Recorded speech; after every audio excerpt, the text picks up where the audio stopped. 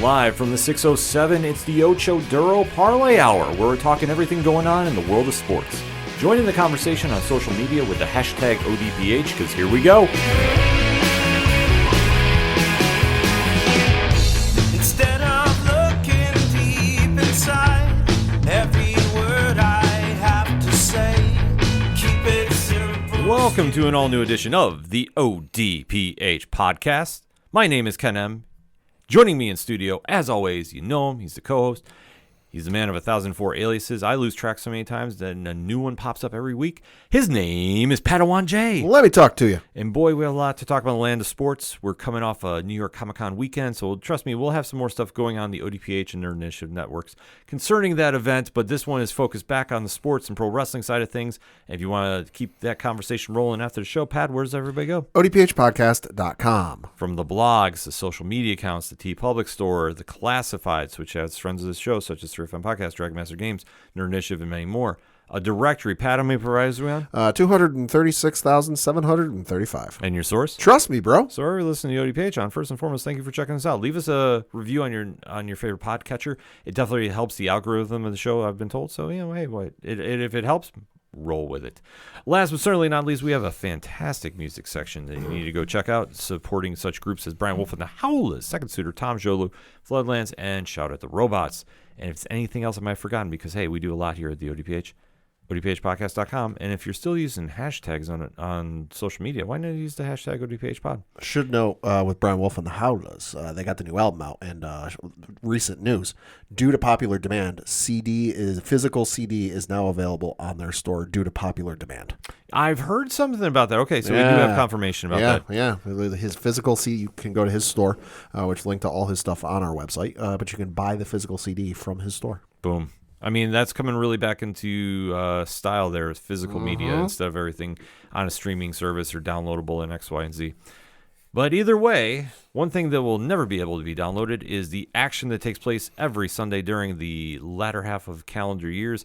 That is football. We are breaking down the NFL week that was. Week 6 is in the books. We have talk locks and leaps. So, Pat, kick us off. Yeah, so we're going to start with one of my locks, and that was the Las Vegas Raiders to defeat the Tennessee Titans, which, they did. Final score was 20-10. Geno Smith, 17-23, 174 yards passing, 1 touchdown, 1 interception. Cam Ward, could have been better, 26-38, 222 yards passing, 1 touchdown, 1 interception, sacked 6 times. Yikes. Tony Pollard led the way for Tennessee. Side note, anytime I hear Tony Pollard, I think of that one TikTok or reel of the woman watching the Dallas Cowboys. Pollard, he's our man. Every time I hear the name. He had 10 carries, 34 yards, no touchdowns. Ashton Genty, surprise, surprise, led the way for Vegas with 23 carries. Holy Christ. 75 yards and 1 touchdown. And then Trey Tucker led the way for receiving in Vegas with 5 catches, 70 yards, and no touchdowns. And it was Van Jefferson for Tennessee going 4 catches, 75 yards, and no touchdowns. And after the game, Brian Callahan, the coach of the Tennessee Titans, was fired. I mean, listen, it was either going to be this week or next week because they're playing the Patriots. And, I like to think Vrabel's got that one circled on his calendar. Oh, absolutely. But unfortunately, this is the way the business goes. In the NFL, you have to win to keep your job. Yep. Tennessee has been bad. Yep. And granted, Cam Ward is doing everything in his physical power to pull something off. Yeah. But he can only do so much. The rest of the team is not really helping out, especially on the defensive side of the ball. No. But this is where the Raiders took advantage because the Raiders' defense was really, really stepping up this game. They were throwing Tennessee off their rhythm. They could not get anything really rocking until the fourth quarter, to be honest with you. And Las Vegas, granted, they did not look amazing, but they did enough to win. Genty finally had a great game, which we've all been waiting for him to have a breakout here. I think this was, you can say it was. Sure. But I think for where the Raiders need to go, they need some momentum like this. And that's the big thing to take away from this. They needed a win. This is a very solid win to build something off of if you're going to make a run in that AFC West. Right. I'm not saying they're completely out of it. And granted, it's wild to say, but every game really matters in the NFL season. Being 2-4 does not help matters, but it's definitely a step in the right direction if they want to try making a run. It could be too little too late, but the Raiders do not believe in quitting. They just believe in winning. No, this is true. I mean, like you said, standings, it's early in the season. Anything can happen. Currently, as we record, they are in last place in the AFC West with the record of 2-4. They're right behind Kansas City, though. So, hey, weirder things have happened. You never know 1 week to the next. And Pete Carroll's there. He's the head coach of the Vegas. You know, I like to think it might not be great now. Give it a couple of years. Could turn around very soon. Yeah. Looking at the schedule for these two teams the next couple of weeks, you've got the Vegas Raiders who this upcoming Sunday, well, you want to make an improvement. Now's a good time to do it. This upcoming Sunday on the road in Kansas City. Then they're in a bye week in week 8, week 9. They're at home against the Jacksonville Jaguars. And then in week 10, they are on the road playing the Denver Broncos. That'll be a Thursday night game on Prime Video.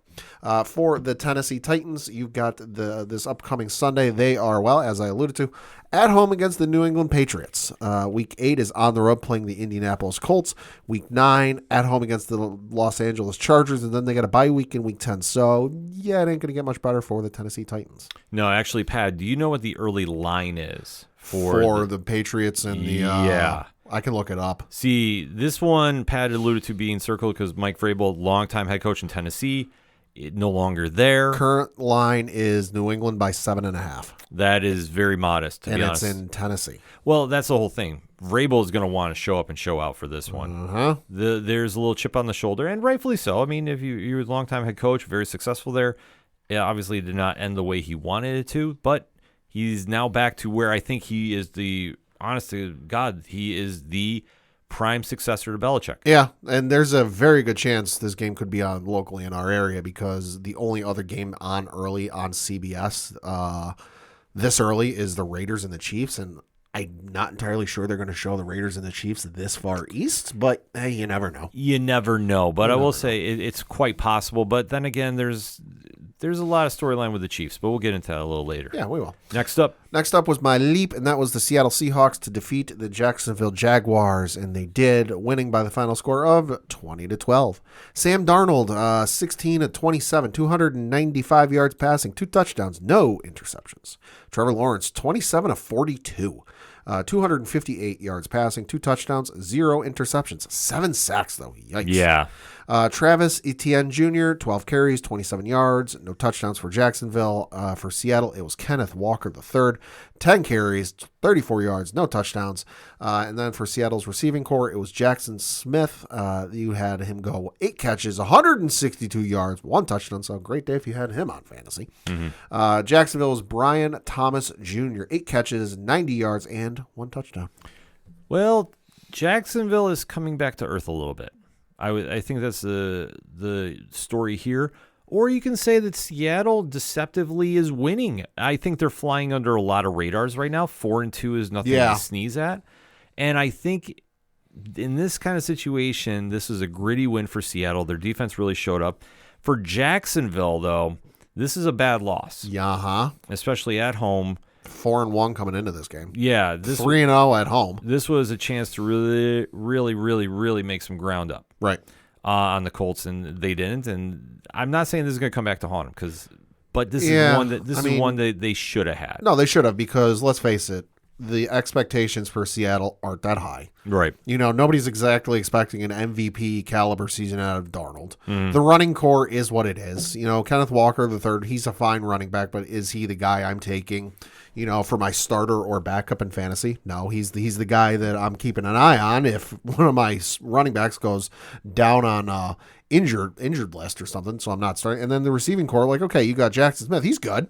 Cooper Kupp is there, but he's not really having the season you would expect. Cooper is not the same Cooper of old. 2 catches, 40 yards for this game. He was targeted 3 times.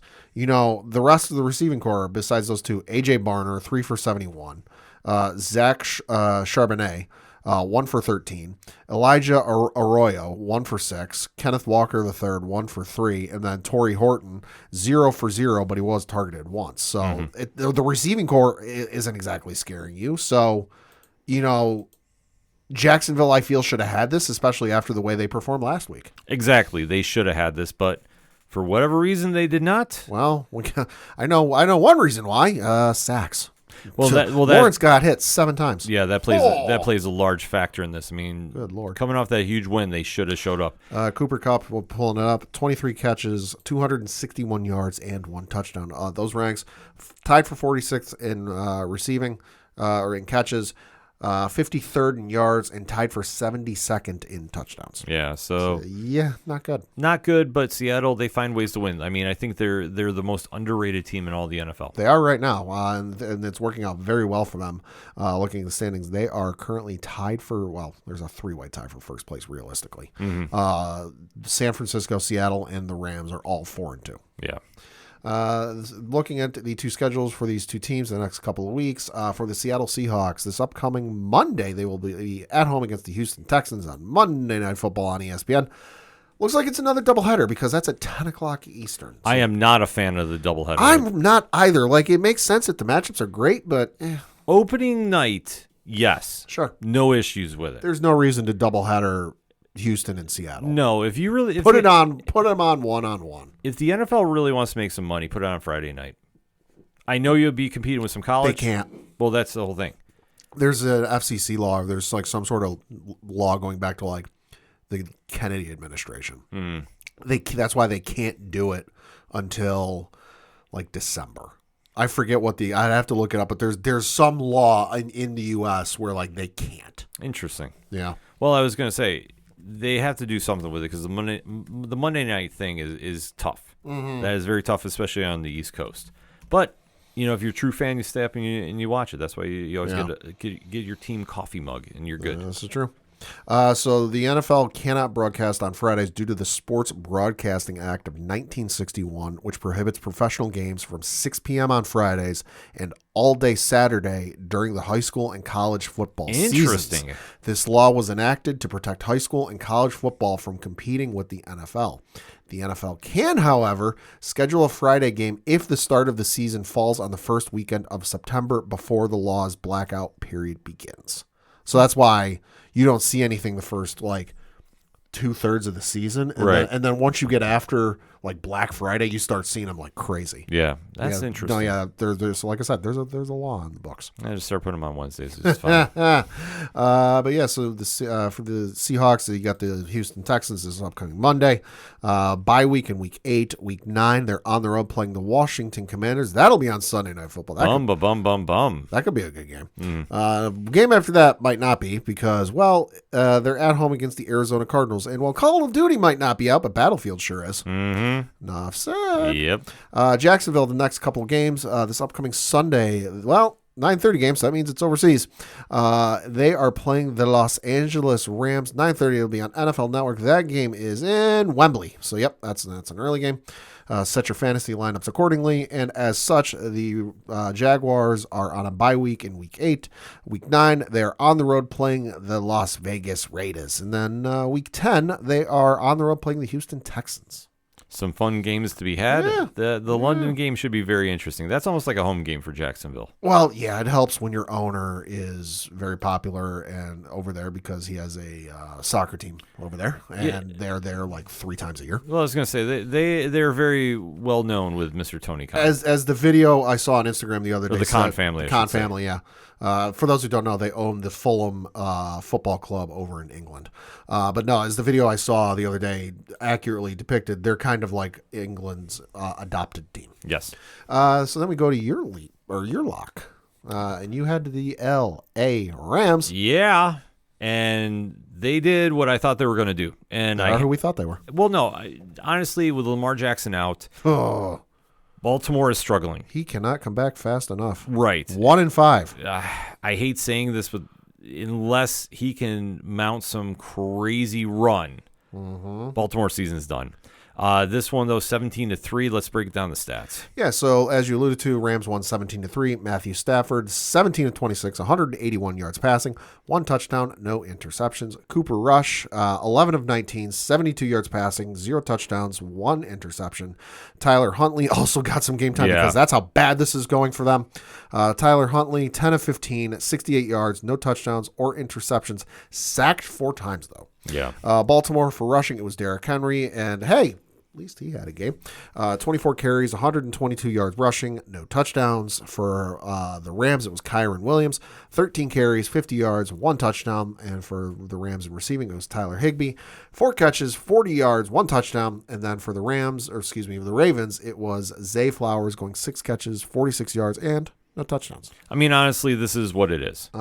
Without Lamar Jackson in this on this team is very mediocre. And I hate saying this. I'm not taking any thrill or haha about this. You take out somebody as dynamic, an MVP from this team. And you take him out, and I'm sorry, Cooper Rush cannot run the offense like he does. God, no. Huntley cannot run the offense like he does. There's a lot being asked of Derrick Henry, which kudos to him. He had a great game considering. But that's it. And when your team becomes this one-dimensional, the Rams loaded up the box.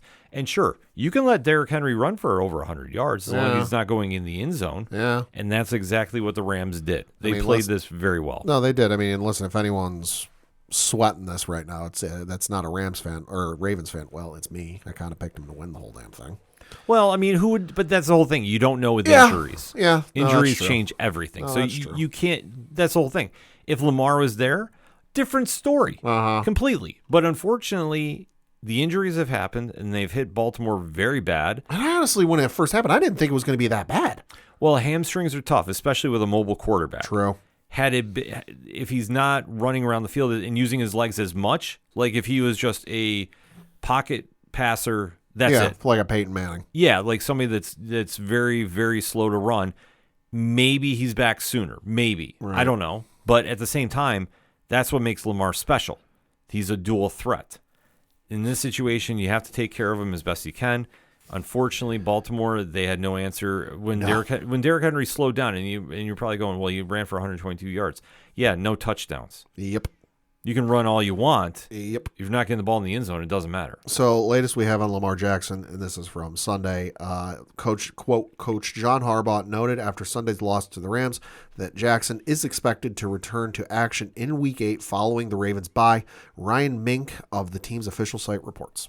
So, could be back soon. Yeah, the bye week is so crucial for them. So, but I'm going to say right now, I don't know how they come back unless they run the table. But that's a tough feat. Especially when I'm looking at the latter half of their schedule, and it ain't easy. Let's break it down. So we'll go through the Ravens. I know I normally do the winner first. I'll do the Ravens first in this case.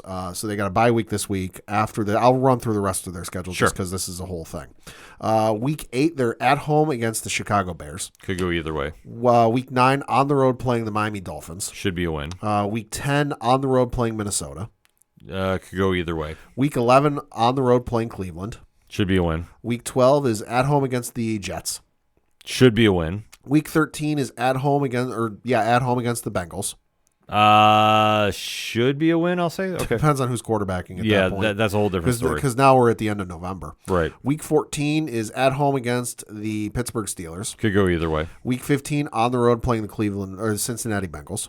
I'll say either way because usually they don't sweep. And then week 16 is at home against the Patriots. No, they shouldn't win that one. 17 is on the road playing Green Bay. Same depending on what Lamar is doing. Week 18 is on the road playing Pittsburgh. Okay, so out of that whole thing, I think there's 5 definite games they could win. Yeah. But Miami, yes. Minnesota, yes. Miami and the Jets, yes. Miami, Minnesota, and the Jets, yes. The rest of them are honest to God toss-ups. Well, the thing is division. Yeah. And you never know. Like we talked about this many times. Yeah. It's a tough feat. Now, if Lamar is back 100%, it is possible. Sure. I'm going to say, you want to give me a percentage on this? I'll say 25%. All caps, italicized, possible. Yeah, it's possible. I'll say 25% chance they run the table. But realistically, they can't afford a bad game. I'll say, go ahead. No, they can't afford a bad game within Division 2. That's the problem because division rivals are very tough to sweep. I'll say this. If that scenario does end up happening, Lamar comes back, run the table, make the playoffs. I'm not even saying division winner, but even if they just make the playoffs, hand him the MVP.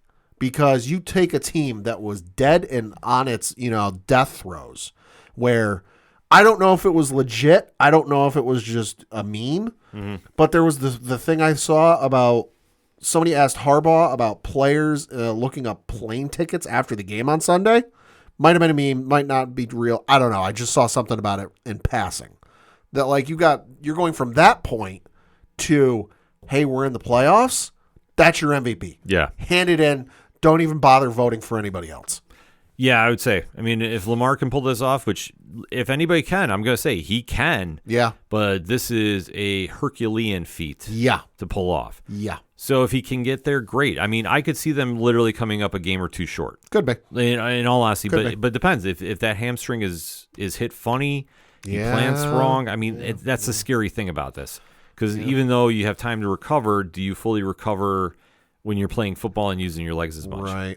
Then for the L.A. Rams, Yeah. as I alluded to, this upcoming Sunday, they are playing the Jacksonville Jaguars. That'll be over in London. Then you've got Week 8. They're on a bye. Week 9, they're at home against the New Orleans Saints. And then Week 10, on the road, playing the San Francisco 49ers. So anything is possible there. This is true. Then we're going to go to your leap. And, well, made a lot of sense. I had the same one. This was one of my other leaps. And that was the Detroit Lions to beat the Kansas City Chiefs. Well, they came up a little short. Yeah, there's a lot to break down with this one. So let's get to the stats, and then I have thoughts. So the Kansas City Chiefs beat the Detroit Lions 30-17. Patrick Mahomes, 22 of 30, 257 yards passing, 3 touchdowns, no interceptions. Jared Goff, 23 of 29, 203 yards passing, 2 touchdowns, 0 interceptions. Jahmyr Gibbs, 17 carries, 65 yards, no touchdowns. Isaiah Pacheco led the way for Kansas City with 12 carries, 51 yards, and no touchdowns. Travis Kelce led the way for receiving in Kansas City because, well, duh. 6 catches, 78 yards, no touchdowns. And then for Detroit, it was Jamison Williams, 6 catches, 66 yards, and 1 touchdown. Okay, so let us take a look at Detroit's record here. Okay. I want to start here. Okay. Week 1, loss against the Packers. Mm-hmm. Week 2, big win against the Bears. But granted, Bears are still coming into their own. True. Week 3, they sneak one out against the Ravens. Mm-hmm. Week 4, they beat the Browns. Week 5, they beat a Joe Burrow-less Bengals. Mm-hmm. They take the L against the Chiefs. Mm-hmm. So if I am looking at this, Pad, right now, if the season ended right now, the following teams, are they in the playoffs? Do you see them like true playoff-worthy teams? Okay? Green Bay? Yes? Yeah. Chicago? No. Okay. They're on the fringe, but no. Fringe, yeah, but we'll just say if they're fringe, it's a no. Yep. Okay, so 1-1. Ravens? No. Okay, Browns? No. Bengals? No. Right now? Okay. Right now, no. Okay, Chiefs? They'd squeak in, yeah. Okay, so going off that record, 2 teams that they have faced are playoff worthy. 4 are not. They should be 2-4. They are 4. No wonder they're 4-2. I should say instead of being the other way around. That's the problem with the Lions right now. And I like the Lions. I'm not hating on them, but I'm being very realistic about this. Sure. We mentioned at the beginning of the season when they lost both coordinators, there was going to be issues. The fact that this team has come up against a Chiefs team that, let's face it, this is not a great Chiefs team. This is an okay Chiefs team. The fact that they got punched in the mouth as hard as they did and did not have anything really to come back with except, the headline from this game was unfortunately the fight at the end of the game. Yeah, Brian Branch suspended 1 game for the NFL, which might be might be appealing his suspension. I have not heard word yet. No, but it would not surprise me. No, I think the only news. No, he is. The Detroit Free Press does have an article. NFL to hear Brian Branch appealed this week. Lions not expecting suspension to get overturned. Oh, I don't think you can. He's appealing it, but it doesn't sound like it's going to get overturned. Especially on Sunday Night Football, to do a move like that, you're not getting appealed. I'm sorry, you're just not. But the fact that Patrick Mahomes is heating up at the right time. And they've got some players coming back this week. They've got players coming back, and Travis Kelce at this stage is the lead receiver on them. Like, let's keep that in mind at this stage in his career. Yeah. The fact the Lions had no answer for that is alarming. And as much as everybody wants to tout that the Lions are Super Bowl contenders, a loss like this does give me some pause. But then looking at that record, Yeah. I don't want to say it's smoke and mirrors, but you have to look at the quality of teams they faced. Mm-hmm. And that's the problem right now with this record of 4-2, because in all honesty, I think it's covering up a lot. And if they get in the playoffs, I don't think this team is going to go to the championship game. I really don't. I think they stumble out of the gate, especially with how well that NFC North has played. Yeah. So for this game, they really did not play well on the defensive side of the ball. Goff did okay. Like I said, Goff 203-2 is not bad. Sure. But the rest of the team, though, that's kind of the situation, especially that defense, which they have been very healthy thus far. Uh-huh. So you kind of have to look at it and go, okay, well, where was the disconnect here? And then that's kind of the big problem here. Right. And on the flip side, I mean, Kansas City is getting hot at the right time, and people are coming back. Right. So rumors that their demise is greatly exaggerated. However, if they did take the L here, they're down 2-4, and I think that season is done. Right. So now they're 3-3 with some players coming back and momentum, which, granted, there were some very bad calls, in my opinion, in this game. One of which being a catch that should never have been a catch for Kelsey. Wasn't there a similar one on Monday that they're like, they called the other way? Completely. The fact that Kelsey, if I'm not mistaken, had the one in the one every angle I've seen the ball hit the ground, and they gave it to him. Yeah. And I'm not buying into the whole conspiracy theory X, Y, and Z. I'm just saying. Very bad game for the Lions, especially with Kansas City not committing any penalties. I think it's the first time they said that happened in 70 years. At least. It's absolutely bonkers. It's bonkers. Accepted penalties, we should note. Yeah, that's what I was going to say. Like, 0 that's accepted penalties. So there might have been some offsetting or declined ones, but none of them were accepted. Either way, Kansas City is now clicking. Uh-huh. And looking at that schedule they have, I'm not saying they're coming back. I'm not saying Super Bowl. I'm not saying anything like it. But you have to really keep your eyes on the Chiefs, which we all thought the Chiefs were going to be done. And so, they're not. Quick before I get to that, I went looking through the Lions record, and I dug a little bit deeper around the whole who they beat and all that other stuff. Okay, so you have the Chicago game, which got Caleb Williams and all that. Okay, sure. Division opponent, legitimate win. Yep. You had the game where they played the Baltimore Ravens, which, hey, you know what? They beat Lamar Jackson, Derrick Henry. Lamar put up 288. Very back and forth game. Back and forth game. Hey, kudos to them. Legitimate win. Then you had where they went up against the Cleveland Browns. Now, this is the Cleveland Browns team that at this point had traded for Joe Flacco. You know what? Flacco only went for 184, 2 interceptions. They really didn't have anything going at this point. So, you know what? Little suspect in my opinion. And then they had the game against Cincinnati, which, hey, this is the game they had where Jake Browning was the quarterback for Cincinnati at this point. And let's not forget, this is the same Jake Browning that Cincinnati has traded for Joe Flacco for. Yeah. They're like, oh, hey, we can't trust Jake Browning. We got to trade for Joe Flacco, but yet you beat him. So, like you said, suspect at best with some of their wins. But getting back to the matter at hand, the Kansas City Chiefs the next couple of games. Sunday, as I alluded, 1 o'clock at home against the Las Vegas Raiders. That will be tougher than anybody thinks. Oh, yeah, 100%. Week 8, Monday Night Football. Circle the calendars on this one, folks. Home game against the Washington Commanders. Bum, bum, bum, bum, bum. Week 9, on the road, playing the Buffalo Bills. Is that still at 4 o'clock? That is still 4:25. Man, I'm going to tell you right now, that'll be a hot ticket in town if you're up in Buffalo. No kidding. That could be. So you know how the ESPN thing has got ESPN schedule has got like the tickets and tickets as low as. Mm-hmm. I'm looking at Kansas City, so they've got the game against Vegas. Tickets as low as $204. The Washington Commanders tickets as low as $168. I'll even go after they got the bye week 10. After the bye week, they're on the road playing Denver. Tickets as low as $148. You can get tickets to the Dallas game, which is looks like it's going to be. Oh Lord, looks like that's going to be on Thanksgiving.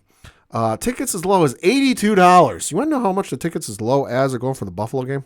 How much? $400. Not surprised.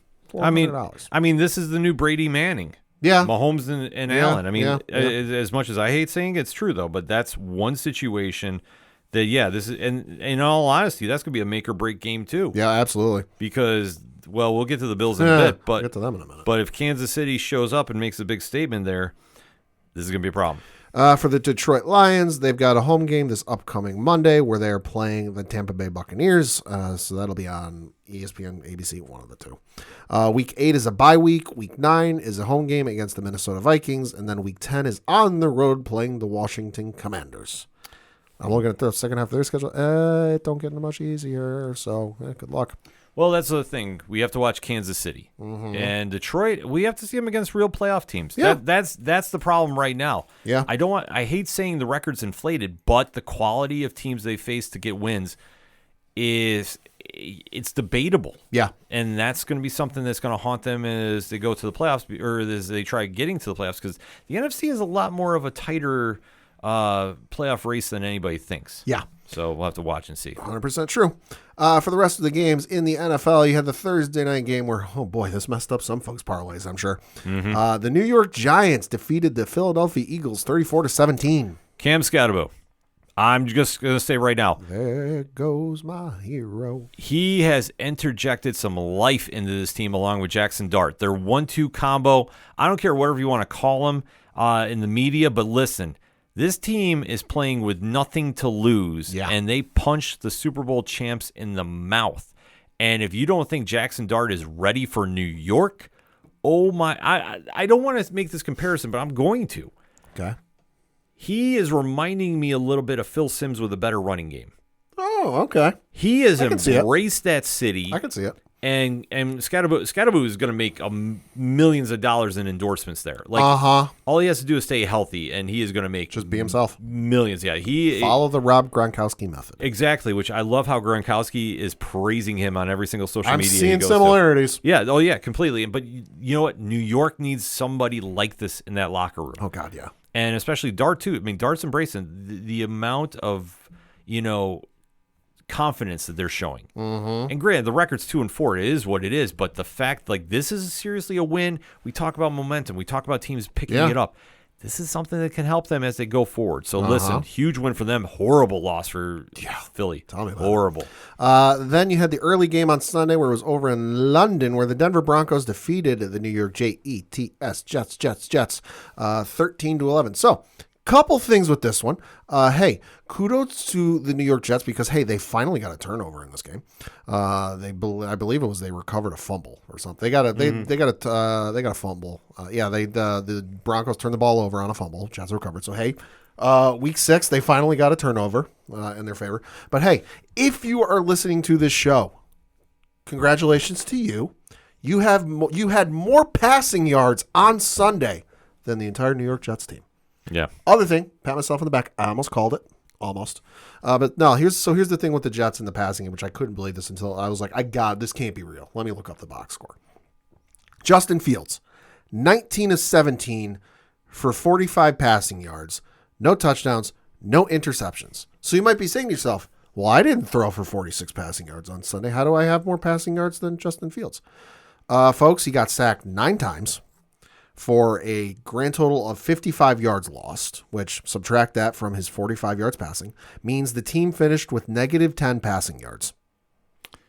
Yeah, it's that bad. And yet, when asked after the game about a possible change at quarterback, because you're 0-6, you ain't got nothing going, you need a spark in some way, shape, or form, and, well, let's face it, Joe Namath isn't coming through those doors anytime soon. Head coach Aaron Glenn said, now's not the time. But you know what? Here's the thing. I will agree with him in this matter. In Tyrod, we trust. You don't want to say it in front of the media. Sure. Wait till you get to the locker room. Wait till you get to the flight back home. I don't blame him for this. Glenn has been doing everything he physically can without being on the field himself. Sure. But the fact that this Jets team has quit. Oh, yeah, they have. The fact that you let your quarterback get sacked 9 times. Uh-huh. Let me repeat this. Which I used to do on Madden when I played on easy mode. 9 times your quarterback is sacked. I don't care who you have in that backfield. You could have Tom Brady in his prime. Yeah. Guess what? You're still losing this game. There's just nothing good going for this team. Fields is not good. The running game, okay, you've got Breece Hall, which on paper, oh, you know what? That might actually be good. Folks, he had 22 carries for 59 yards. He averaged 2.7 yards a carry and no touchdowns. For this season, he's got 410 rushing yards. He has no touchdowns, which if you're a fantasy owner, you got to be pulling your hair out by now. There's so many problems there with the Jets. I know there's, I guess, some back and forth on Instagram. I don't see me personally. I never buy in this whole social media thing. I follow. I don't follow. Who cares? Sure. Well, allegedly there's some drama there with him and the coaches, and he wants out. And but here's the thing: at the end of the day, your defense has been playing awful. Mm-hmm. Your offensive line is atrocious. Yeah. So the Broncos should have won by twice as much. This is not a great win for them. This is absolutely this should have been larger than the 2-point win. Atrocious for them as a win. Put up 10 points through the first 3 quarters, and you only put up a field goal in the 4th quarter. Yeah, if I'm them, I don't even talk about this game. If they did any post conference game interviews, I'd be like, I'm out. I have nothing to say about this. And that's why I like to say I don't even want to get into this. I feel bad for Jets fans. Oh, I do too. They had a lot of promise, but man, this is going to get ugly. I'm not saying Owen whatever, but we're in all honesty. Let's play that game. In all honesty, that is a fair statement. So, week 7 next week, home game against the Panthers. That could go either way. Week 8 is on the road playing Cincinnati. Another one either way. Bye week in week 9. They come out of the bye week with a home game against the Cleveland Browns. Another one either way. Week 11 on the road playing the Patriots. Loss. Week 12 on the road playing Baltimore. I'm going to say loss. Could be. If Lamar's healthy, loss. Week 13 against home game against Atlanta. That's a loss because Atlanta's going to find a way to win that one. No kidding. Week 14 home game against Miami. Maybe the saving grace. That could be the season right there. Week 15 on the road playing Jacksonville. Loss. Week 16 on the road playing New Orleans. A 50-50. Week 17 at home against the Patriots. Loss. Week 18 on the road in Buffalo. Loss. No, there's only a handful of games. Yeah. I mean, the Buffalo game you might be able to squeak out, but it depends on the situation. Does Buffalo have their playoff scenario locked up? Yeah. Because at that point, if they do, they're not going to risk any of their starters getting hurt. Josh Allen plays one snap and he's out. Yeah, they'll play maybe a series. Yeah, past that, you get the Maserati. But even in that case, I think that just looking at how they played this game, they mailed it in. Like in my opinion, like this, there was no heart, there was no spark. 100%. I don't know. Like I say, Glenn, I have no problem with this being the head coach, but I think there's a big disconnect on this team, and I don't know how it gets fixed. Next up, you had the Indianapolis Colts defeat the Arizona Cardinals 31-27. Is Danny Dimes an MVP candidate? Yes. Hands down. 212 yards, 2 touchdowns, 1 interception. If I may take a victory lap. Okay. Remember I said this on the pre-show. Oh, yeah, you did. I did. I said you give Danny Jones a line, and he's going to be a lot better than anybody thinks. And everybody looked at me and was crazy. 1,500 yards passing, tied for 7th in the NFL. It's hard to believe there's 6 people higher than him. Excuse me. 8 touchdowns, 3 interceptions. I will say, and he's number 1 in QBR. I will say this. I don't think he will win because you have Jonathan Taylor in that backfield who can make an argument himself. But I think there's one other quarterback ahead of him right now, which we'll get to in this recap. Okay. So I'm just waiting on the Colts to come back down to earth. Some of their fans, if you pay attention to sports media, you know who they are. Oh, exactly. But are riding a wave, and deservedly so. Hey, they're playing really good. Deservedly so. Super Bowl, calm down. No, I listen. Unless I see Danny Dimes in the AFC Championship game, I'm not buying it. Okay. I'm serious. Right. I think the AFC is too stacked. I think if they have to run into Kansas City first round, Kansas City beats them. Probably. That's the thing. I think Danny Dimes might be in over his head, but let's see how Dimes does. Could be. You had the Los Angeles Chargers beat the Miami Dolphins 29-27. The fact they had a rally to win this, that says everything I need to know about the Chargers. Dolphins are disarray. McDaniels needs to go. Fun fact, NFL head coaches in capri pants this Sunday, 0-2. Yep. Then you had the Pittsburgh Steelers open up on you-know-what on the Cleveland Browns, 23-9. Their season's gone too. Yeah. The Browns, the quarterback carousel, but the fact that Aaron Rodgers at 80-85 is beating you as badly as he is. Hey, listen, the Grandpa Bowl taking place this Thursday. Aaron Rodgers versus Joe Flacco. It is. Oh boy. Sorry, Dre. Then you had the Carolina Panthers beat the Dallas Cowboys 30-27. Where is Rico Dowell coming from? 239 yards from scrimmage. Yeah. Good Lord, talk about a revenge game. Yeah, he's been on a tear lately. So, listen, kudos to him. I don't know where he got the spark from. He never had it in Dallas, but Yeah. he came with it. And for this one, and granted, it was an ugly win for the Panthers, but they will take it any way they can. 3-3 on the season. Yeah. Surprise, surprise. Yeah. But Cowboys bad loss, very bad loss. Then you had the Green Bay Packers beat the Cincinnati Bengals 27-18. A lot closer than this should have been. But listen, Flacco did everything he could for this. So, you know, what are you going to say? Cincinnati, they're spiraling right now. But Without Burrow there, yep. well, that's the whole thing. Burrow makes that offense go. I mean, they don't have Browning is not on that level. Yep. And the fact they went out to get Joe Flacco, I mean, that says the state of desperation. affairs. That's it. Yeah, exactly. That reeks of desperation. Then you had the Tampa Bay Buccaneers beat the San Francisco 49ers 30-19. Baker Mayfield is the MVP right now. He's my MVP. You cannot say otherwise. What he is doing with this team, incredible. This is probably the worst game I thought I saw the 49ers play in quite some time. Yes. Fighting on the sidelines and all that. I mean, granted, Not a good look. They've had some injuries. It is what it is. But, Yeah, they have. but I mean, you're getting something out of Mac Jones, which we never thought we'd see. Nope. But listen, it's Baker's world. Just give him if the season ends right now, he is the clear-cut MVP. There is no other discussion. Not even Danny Dimes. Danny Dimes would be a runner-up easily. Baker is doing this with nothing. No. And he's 5-1. Then you had the other Monday night game, because we'll get to the first one in a minute, where the Chicago Bears beat the Washington Commanders 25-24. Gritty win. Ooh, baby. Gritty win for the Bears. They need this. They need to show that heart. They need to show that they're willing to go in the trenches and really try getting some extra yards and get in this position to win. The fact they didn't quit, huge win for Caleb Williams, huge for the whole team in general. Bad loss from Jalen Daniels. Yeah. Very bad loss. Even though, like I say, the stat line is not the worst. Yeah. 2-11, 3-1, but still, bad loss for the Commanders. Oh, 100%. Yeah.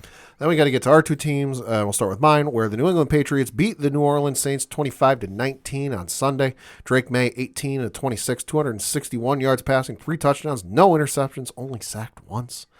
Spencer Rattler, 20-26, 227 yards passing, no touchdowns or interceptions. Alvin Kamara, 10 carries, 31 yards, no touchdowns. Drake May was your leading rusher for New England with 9 carries, 28 yards, no touchdowns. And then receiving, it was Kayshon Boutte leading the way for New England, 5 catches, 93 yards, 2 touchdowns. And then for New Orleans, it was Chris Olave leading the way with 6 catches, 98 yards, no touchdowns. Nice to see the Patriots could win the triple threat match on Sunday. Yeah. Some of the worst officiating I've ever seen in my life. I will give you that. Holy hell, that offensive pass interference call against Diggs? What the shit was that? I agree with you. I mean, I thought that they really came up against a horribly officiated game. But listen, it's the Patriot way. They're finding ways to win. Drake May is coming into his own. Yeah. Only thing I think they need to improve on is the run game. But hey, you just lost Gibson for the year. Understandable. I don't understand why they didn't give Travion Henderson more touches. He only carried the ball 9 times for this game, and yet Ramondre Stevenson, 13 carries, 18 yards, averaged 1.4 yards carry. Because I think at this stage, the game was close. Let's be honest. Oh, it was. I think Vrabel wants to see what he has in May. I really do. Could be. And you know what? And that's not a slight. I really think that Vrabel wants to see if May is the real deal. Like, can you win these tough games? Yeah. It's crazy to put it in that perspective, but you have to. Because, like, listen, there's one thing to go punch Buffalo in the mouth. Sure. This is the Saints. Yeah. It's a Superdome. It's a Superdome. This game is a lot closer than anybody realizes. Superdomes still ain't easy to play in. Right. So the fact that they played as well as they did. Now, granted, fourth quarter they did not. Oh, yeah. Yeah. But they played very well overall. And I think this is one of those tests that they really want to see what they have. Because, I mean, everybody anointed Drake May after he beat Buffalo. Oh, yeah. And listen, I understand it. I'm not disputing. I'm still not putting him in the MVP conversation. Right, but I know there's a lot of Patriots fans that did. And I know, I know you did not. Holy hell. But I'm just saying. They're still doing it. And I'm like, no, he's great. Yeah. Like, it's a great season. Yeah. No, but there's certain ones that have a large social media following that have been touting a lot. Which you mean listen, the ones who like to review pizzas? Allegedly. Which, I mean, listen, I understand you want to celebrate your team. I'm not going to be mad about that. Yeah. But I'm just saying everybody needs to pump the brakes. Let's see what the kid has. Yeah. So far, very impressed. Especially Sunday against the Blitz, 7 of 9, 89 yards.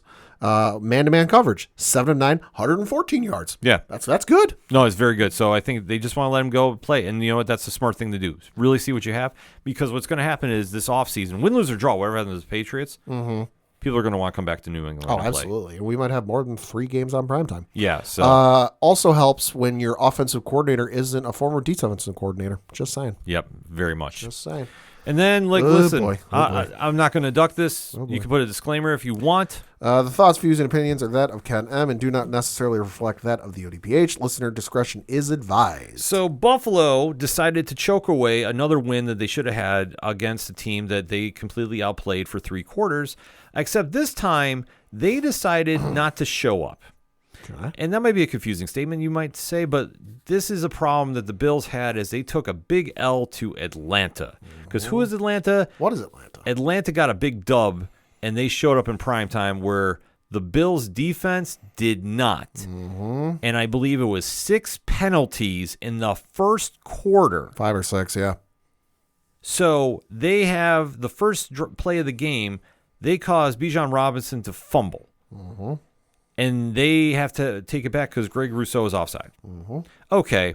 4 plays later, they're down the field and scoring. So it's 7-0 there. Josh Allen does Josh Allen things, brings them right down the field, 7-7. And then the second play of the series, Bijan Robinson goes 81 yards to the house in one of the most laziest tackling jobs I have seen in recent memory. Longest run of his game. Oh, yeah, completely. His longest run of the game. So at this stage, Buffalo is still in this game, but they cannot get anything going on offense. Now, granted, Joshua Palmer did get hurt in the game, even though he had 2 great catches for 60 yards. But the problem was their running game did not get going. Listen, James Cook had a bad game. I understand it was 87 yards. On 17 carries. So. But not great. But the fact that they were getting stuffed when they needed those extra yards, when there was 4th and 2, 3 and 3. Right. When you're getting stopped like that, that's a problem, especially for a Bills offense that has been lighting it up. But as I go through the stats here, Keon Coleman, 3 for 11 on 6 targets. You have Dawson Knox, 1 catch for 1 touchdown. And granted, 19 yards. Kincaid was out. Yep. Shavers showed up. 3 for 27 on 5 targets. Shakir, who everybody knows that's who Josh is throwing to, was double teamed. 3 for 33, 5 targets. Yeah, and the aforementioned Palmer.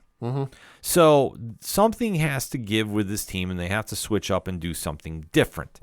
And the thing that I'm noticing now is when the Bills start hearing all this media hype that we're going to the Super Bowl, XYZ, they take the foot off the gas and they try coasting. And I'm sorry to say this, which I know Bills Mafia will get mad about it. Trust me, you guys have already been mad at me this season. I don't care. I say for my games.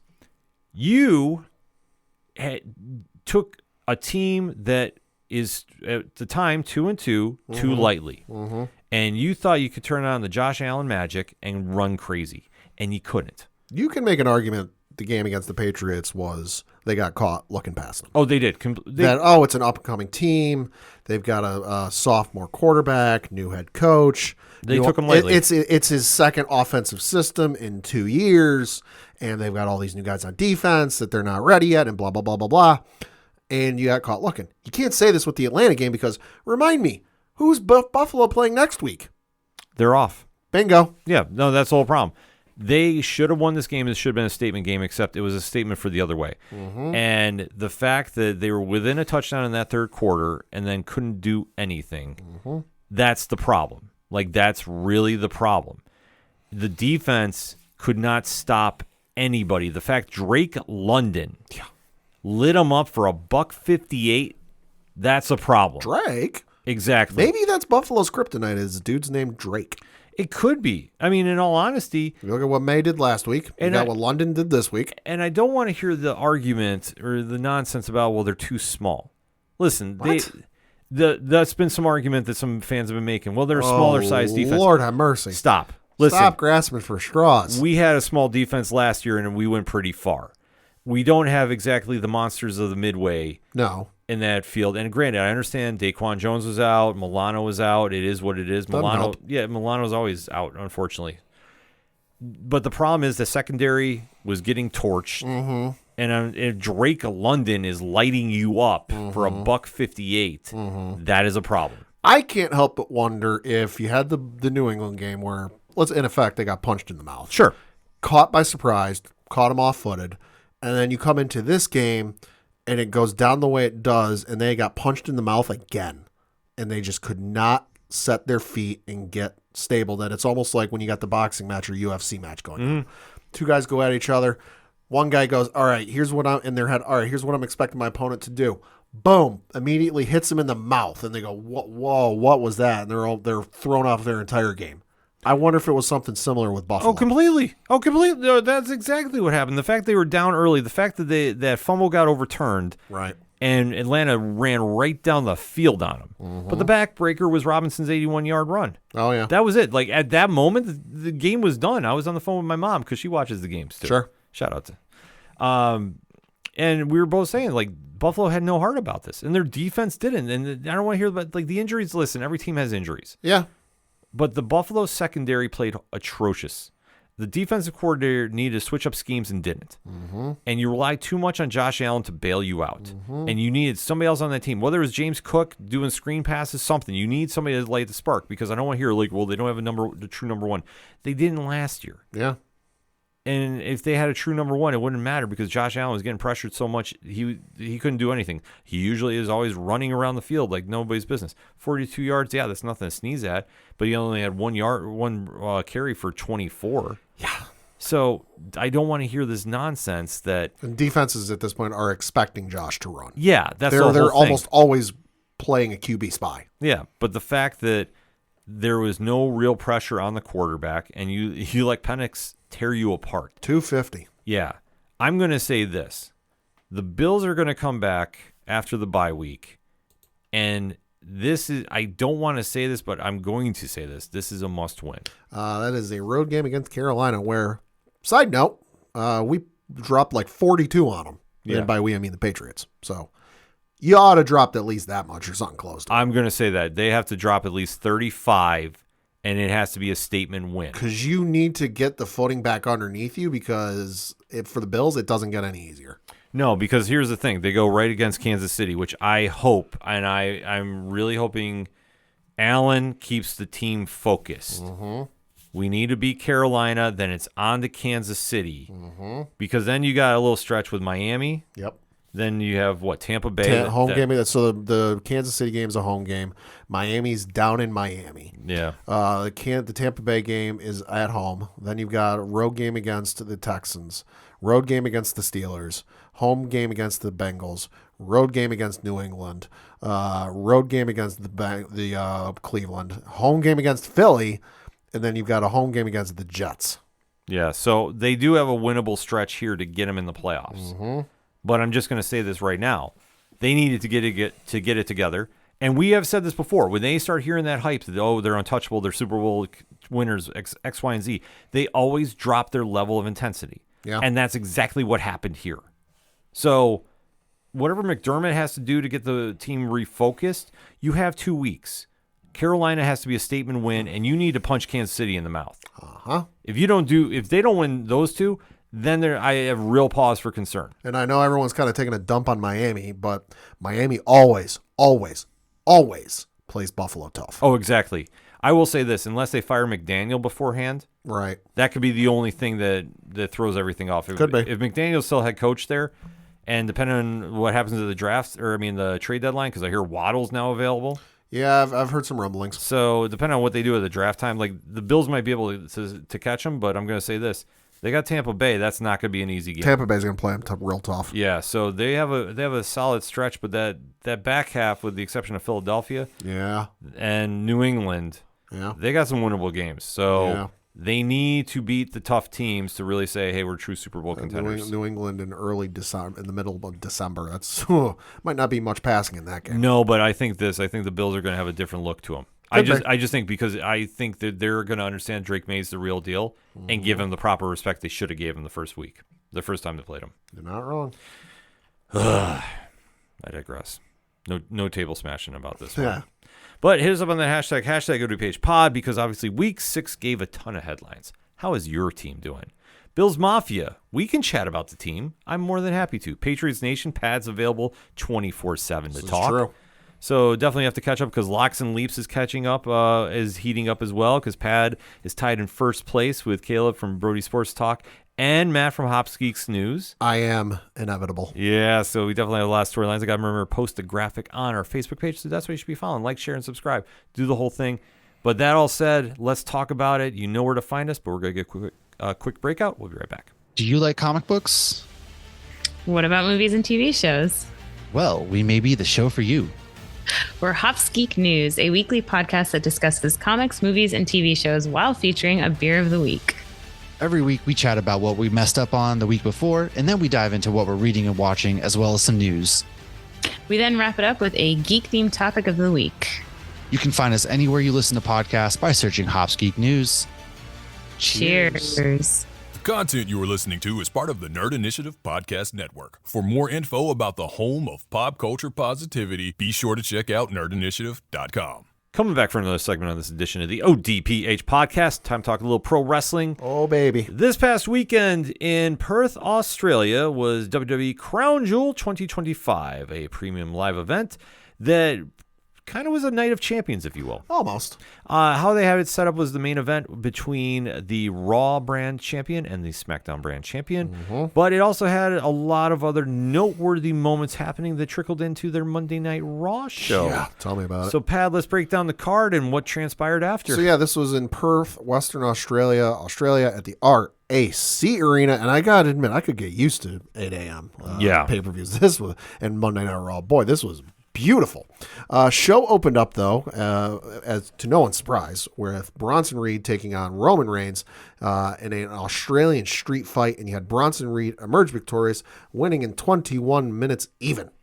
A much-needed win. Yeah. A much-needed win. If you're really going to push Bronson Reed, and they should, they needed to have him go over Roman. Because otherwise, what are we doing here? Pretty much. Because the whole quote-unquote vision, you need to have somebody really make a statement win, and that is something that they absolutely needed to solidify. So I say, very solid match. I mean, the street fight is what it is. Yeah. But this is one that got the crowd amped up, and then, now there's a little break in the whole new old bloodline with the Usos and Roman. Yep. I mean, I think this ultimately goes towards the main event Jey Uso heel turn. Probably. That's where signs are pointing. And you know what? I'm all right with this. Yeah, no, I am too. Because I think, unfortunately, the yeet movement is fading away fast. Yeah. You can only do it for so long. Well, that's the whole thing. It's good in spurts. Well, you think about when the underdog champion finally gets the belt, and then what do you do? And then, they took it off. Granted, I thought they took it off him too soon, but they did what they did. And then now it's like, what are you going to do with him? And I think a heel run for him. Let's see what he's got, to be honest with you. Yeah. Next up was Stephanie Vaquer, the women's world champion, taking on Tiffany Stratton, the women's champion, for the 2025 Crown Jewel Championship, and emerging victorious in 10 minutes and 5 seconds. Winning via pinfall was Stephanie Vaquer. Very solid match. Yeah.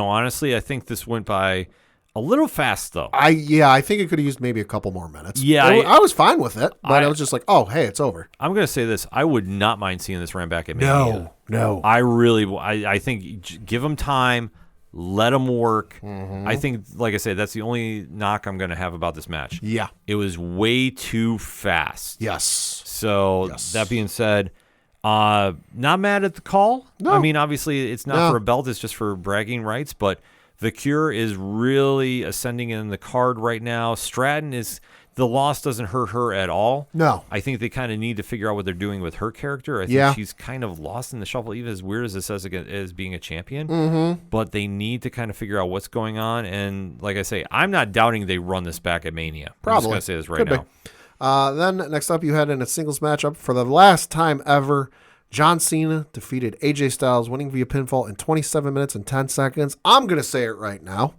Match of the year. It's in that talk.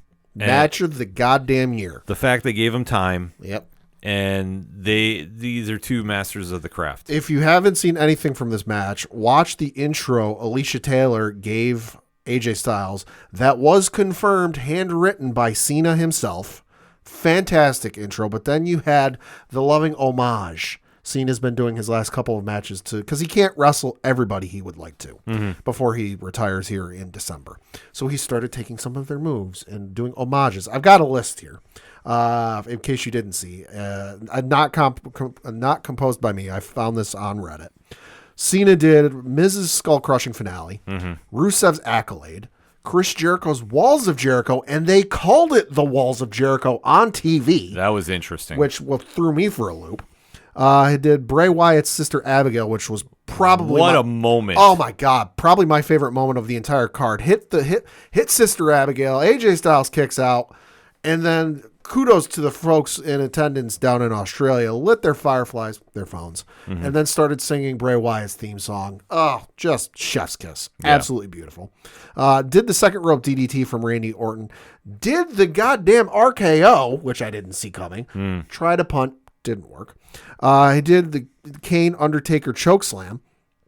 Also did the Tombstone pile driver. Tried to do a pedigree and a 619. Didn't get one of those. Let's be honest. If anybody can't do a 619, it's Cena.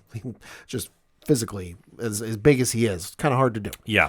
Styles, though. Styles got in on this because Styles started doing some moves. He did Sting's Scorpion Death Drop. He pulled out Samoa Joe's Coquina Clutch. He did Christopher Daniels' Angel Wings. He did, depending on who you talk to, he did Adam Page's Deadeye or Frankie Kazarian's Fade to Black.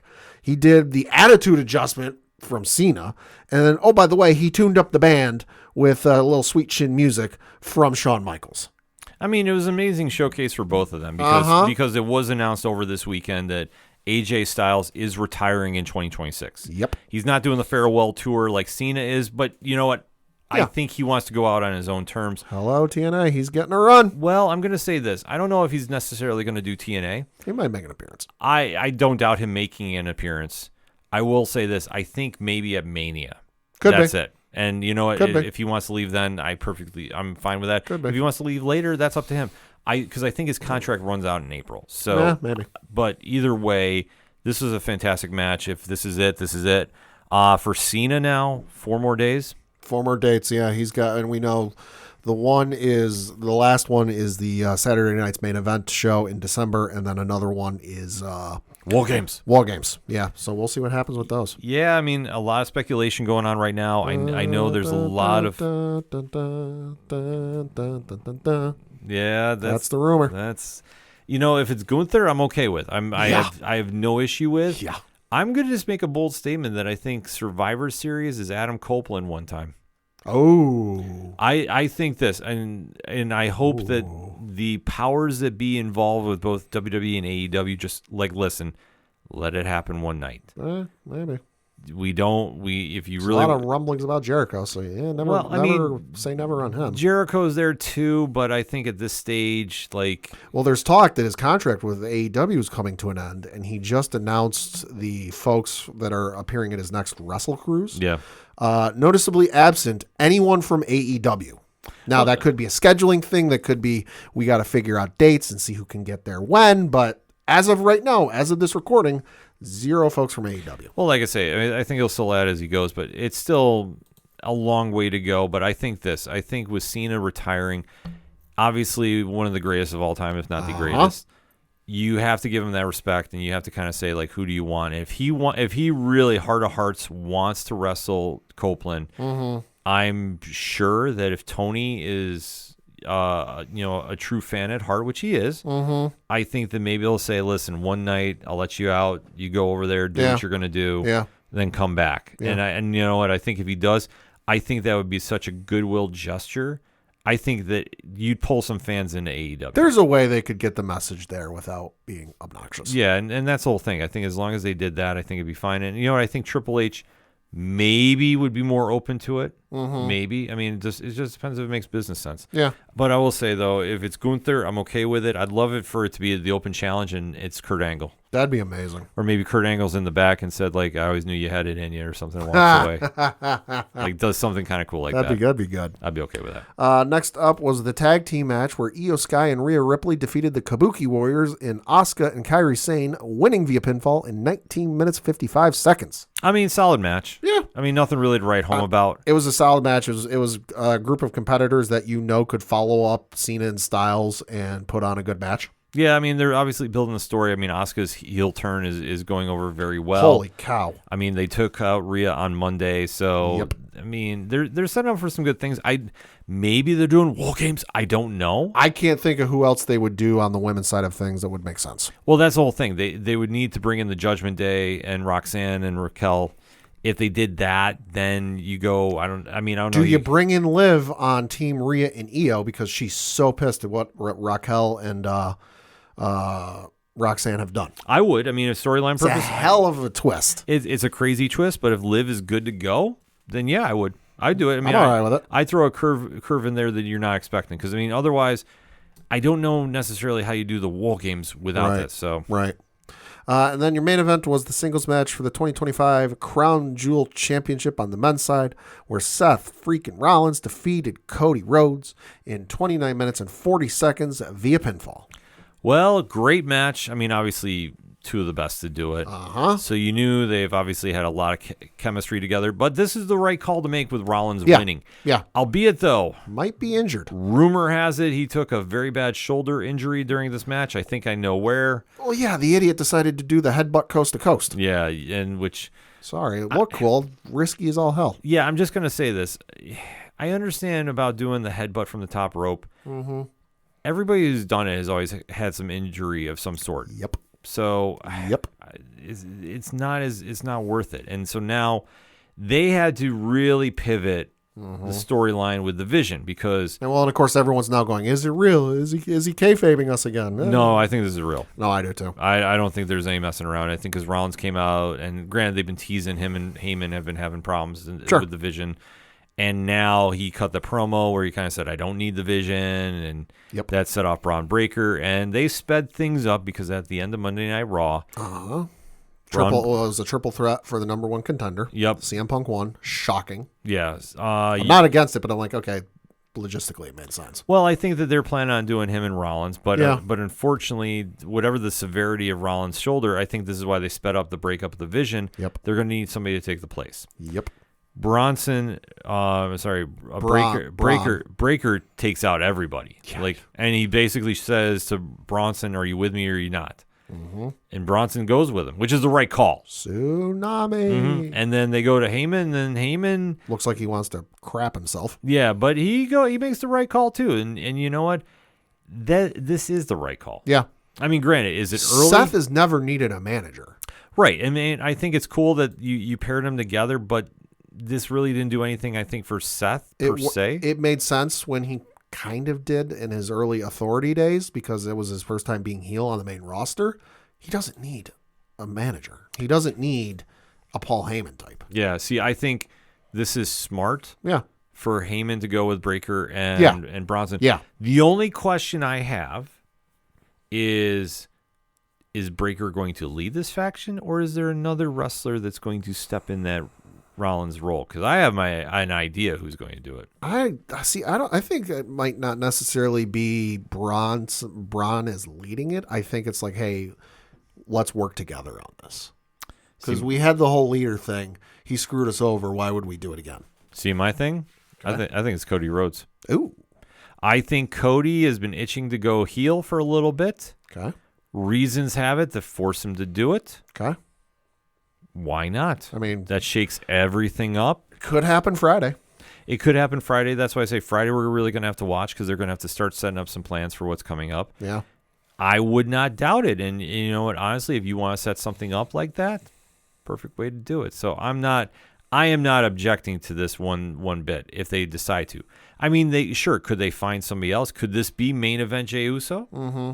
Maybe. Got a little bit of time because their next PLE is the end of November with Survivor Series. War Games. In between that, you've got Halloween Havoc for the folks at NXT, and then you've got the Saturday night's main event in the first week of November. Yeah, so I mean, like I say, I think this makes sense to start pairing it up because you want to start building your War Games teams early. Because otherwise, unless they want to go super, super wild and make it the Wyatt 6 versus Solo Sikoa's squad. Oh, yeah, his Bloodline 2.0. Yeah, if they want to do that, listen, The face paint on those dudes.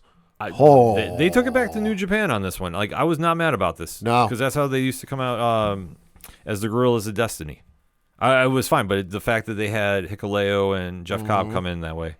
Or was it JC Mateo? JC Mateo, yeah. Yeah, I'm always going to remember it's Jeff Cobb. So bear with that. But like I say, there's a lot of storylines going on there. Great weekend of wrestling, too. Bound for Glory was a very solid show for TNA. What is it? Their most attended Bound for Glory ever? Yep, over 7,000 in attendance. Mike Santana is your world champion. Long overdue. Love Mike. I think he's another one that's vastly underrated for what he does. Yeah. I will say there was one hiccup, though, we can't ignore. Okay. The ending of Leon Slater and Javon Evans. Oh, yeah. They dropped the ball there. Yeah. And whether it's WWE influence, whatever the case is, that's the only complaint I will have about that show. After watching that match finally, Yeah. that should have been match of the year, but that ending completely took it out of contention. Yeah. Absolutely. I want to see this ran back. Hell, let Leon and Javon in Money in the Bank and let them go. Ooh. That I'm going to put that karma out there. Like All I think that show is amazing. The Dudleys were tired at it. Yeah. So, a bittersweet moment there, but TNA has always put on great events. Bound for Glory was in that conversation. Albeit though, like I say, I don't like some of the endings to the matches, but Sure. it is what it is. Sure. And then obviously NXT is building up for Halloween Havoc.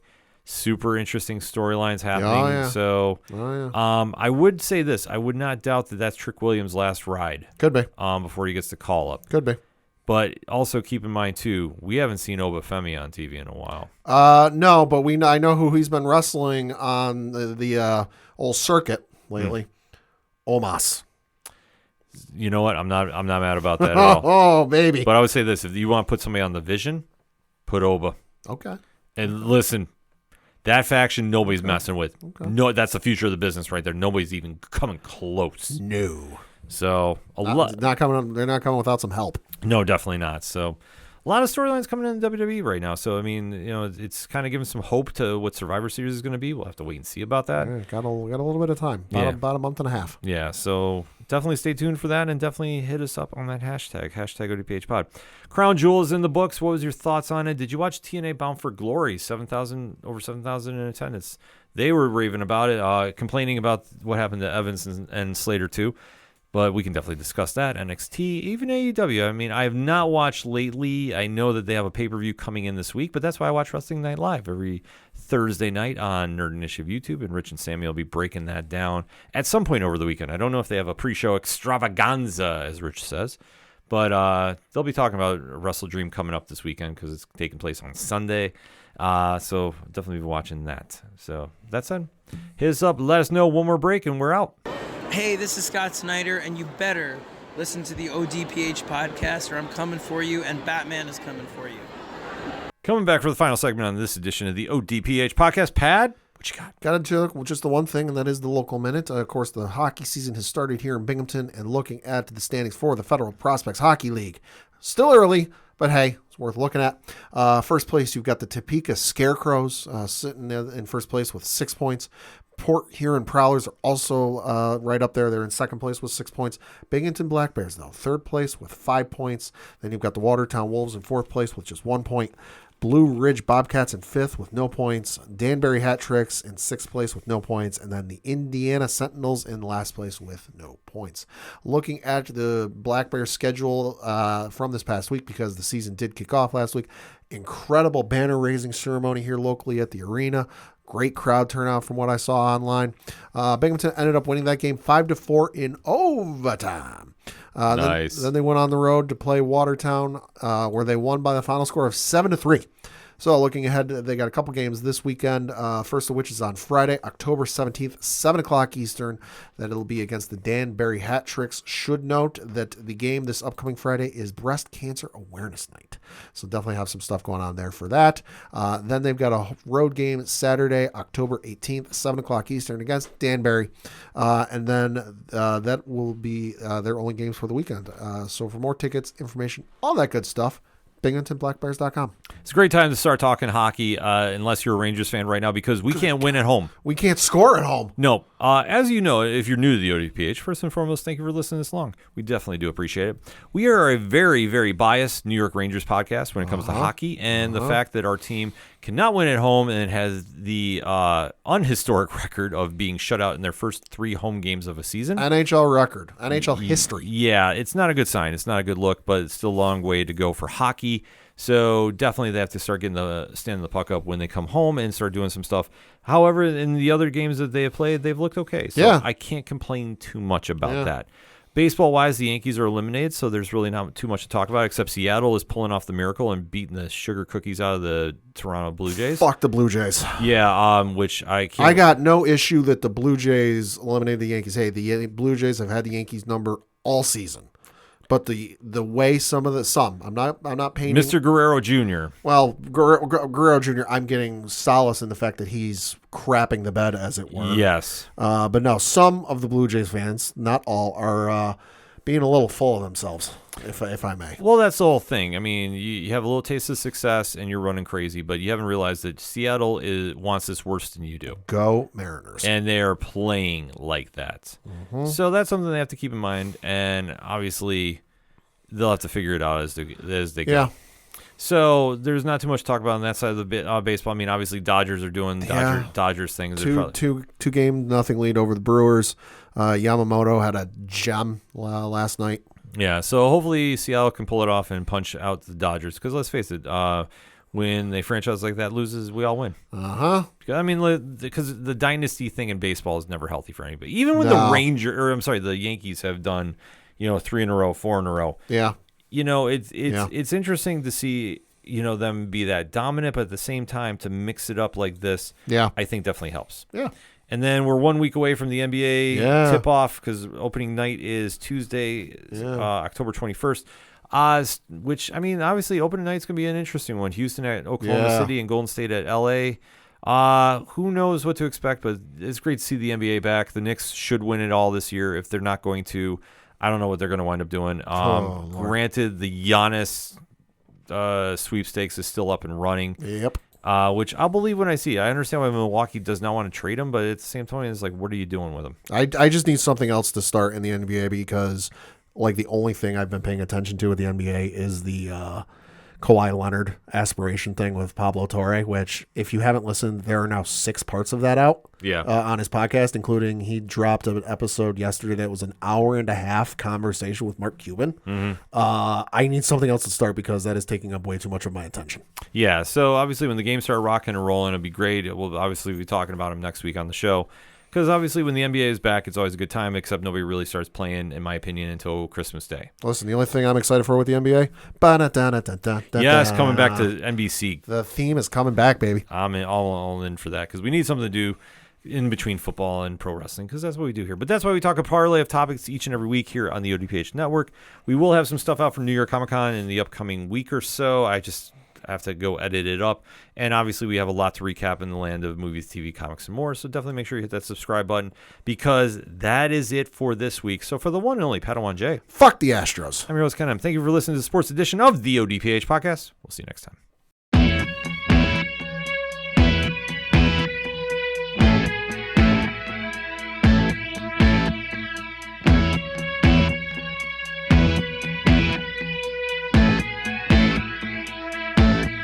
It's such waste of time, swiping left and swiping right on people you could know. 'Cause anyone who's worth a damn be worth way more than a picture could ever show. You could find the right light, find the right angle, and never find your soul. And it can feel like a losing battle, and this plot is full of holes. This modern way of finding love just makes me feel so alone. And I can't be the only one sick of staring at my phone. So look up, talk to me, a better way to spend our energy. Just look up, talk to me. We don't have to float alone on the open sea. Don't know that I believe in the old time fable. Everyone has just one true love. All I know is you're across this table, and you're all I'm thinking of.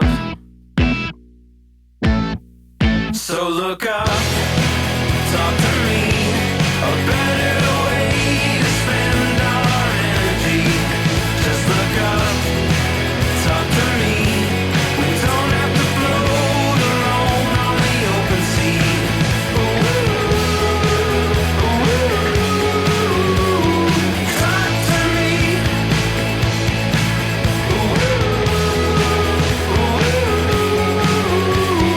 Talk to me. It's such waste of time, swiping left and swiping right on people you could know.